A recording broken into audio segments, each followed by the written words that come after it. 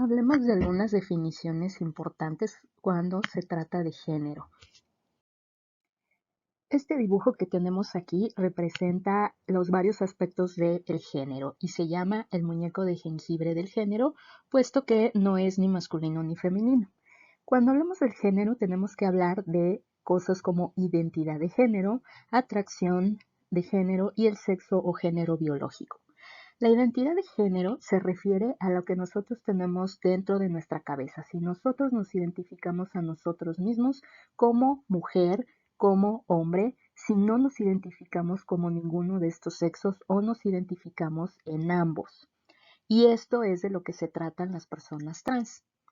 En otro sitio importante que aquí está representado en el muñeco en el corazón, como la atracción que sentimos hacia otras personas y que puede ser diferente en el aspecto sexual o en el aspecto romántico, también se habla de si me traen los hombres, si me traen las mujeres, si me traen ambos o si no me atraen ninguno.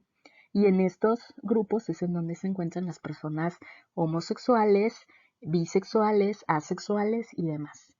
Y por último, el sexo biológico. El sexo biológico trata sobre los genitales y los cromosomas con los que nosotros nacemos. Sabemos que la mayor parte de las personas adquieren estos genitales femeninos o masculinos dependiendo del sexo cromosómico que tienen, pero que también existen algunas personas con algunas alteraciones a las que llamamos intersexuales o pacientes con disgenesias gonadales, en donde no está bien definido todo esto. Entonces, todas las personas que se encuentran en el espectro LGBTIQ tienen alguna discordancia o algún cambio en cuanto a alguna de estas presentaciones y por eso es que como un término general se encuentran como una comunidad. Sin embargo, son cosas diferentes cuando hablamos de una o de otra cosa.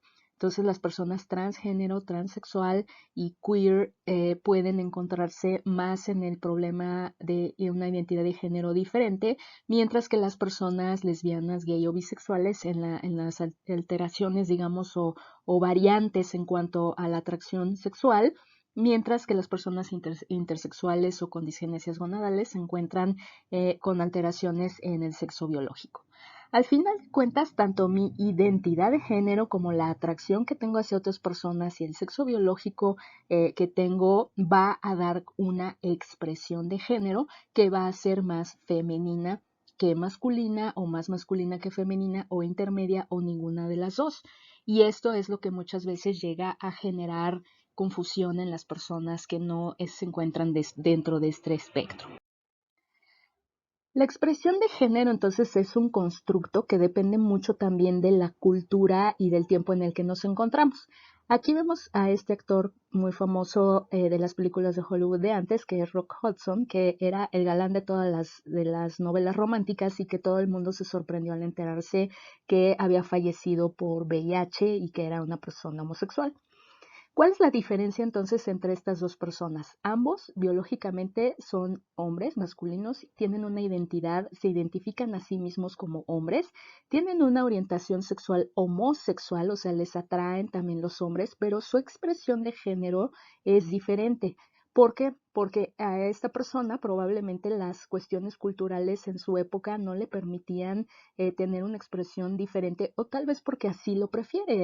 Él quería andar vestido y expresarse de una manera mucho más masculina, mientras que actualmente existen otras personas que tienen una expresión de género mucho más femenina. Sin embargo, no hay una diferencia en cuanto a las otras características que comentábamos, ¿no? Aquí en este otro ejemplo tenemos a dos personas, a ella tal vez la reconozcan en la serie de Orange is the New Black y a estas chicas, ambas son biológicamente del género femenino, tienen una identidad, o sea, se identifican a sí mismas como mujeres, también tienen una orientación sexual homosexual, es decir, son lesbianas, sin embargo, la expresión de género que tienen es muy diferente. Esta persona tiene una expresión de género bastante masculina, mientras que estas chicas tienen una expresión de género mucho más femenina. Entonces debemos de entender que femenino y masculino son adjetivos, no son sustantivos. No debemos referirnos a las personas en nuestras notas médicas como femenino de 35 años o masculino de 20 años, porque no estamos hablando de una persona, sino de las características que nosotros estamos viendo en esas personas. De hecho, es incorrecto desde el punto de vista gramatical iniciar una nota de esta manera, no solamente por las cuestiones de género de las que hablamos en este momento.